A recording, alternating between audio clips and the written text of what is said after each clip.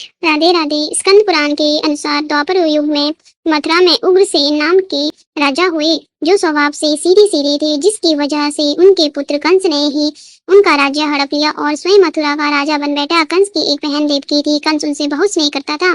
देवकी का विवाह वासुदेव से हुआ, तो विवाह संपन्न होने के बाद कंस स्वयं ही रक्त हाँकते हुए बहन को ससुराल छोड़ने के लिए निकल पड़ा।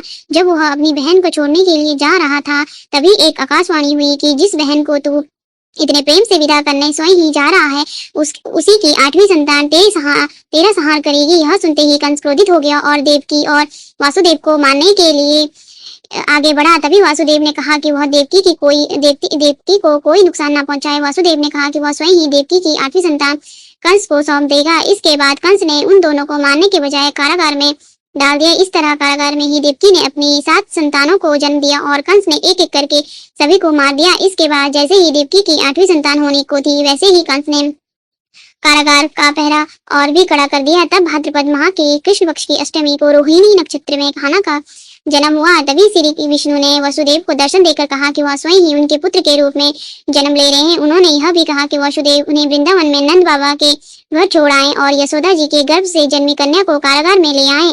यशोदा जी के गर्भ से जन्मी कन्या कोई और नहीं बल्कि स्वयं माया थी।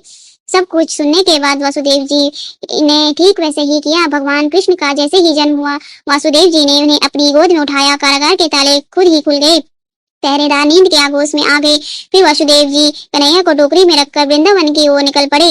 कहते हैं कि उस समय यमुना भी पूरे उफान पर थी। वसुदेव जी ने टोकरी को सिर पर रखा और यमुना जी को पार करके नंद बाबा के घर पहुंच गए। वहां कन्हैया को यशोदा जी के पास रखकर कन्हैया को लेकर मथुरा वापस लौट आए। जब कंस को देवकी की 8वीं संतान के बारे में पता चला, तो वह कारागार पहुंचा। उसने देखा कि देवकी की 8वीं संतान तो कन्या है, लेकिन फिर भी वह उसे ही जमीन पर पटकने लगा कि वह माया रूपी कन्या आसमान में पहुंचकर बोली कि रे मूर्ख, मुझे मारने से क्या होगा? तेरा काल तो पहले से ही वृंदावन पहुंच चुका है, वह जल्दी ही तेरा अंत करेगा। इसके बाद कंस ने वृंदावन में जन्मे सभी नवजातों का पता लगाया। जब उसे यशोदा के लाल का पता चला, तो उसने उसे मारने के लिए कई प्रयास किए, लेकिन कोई भी उस बालक का बाल भी बांका नहीं कर पाए। फिर कृष्ण ने युवावस्था में कंस का अंत किया।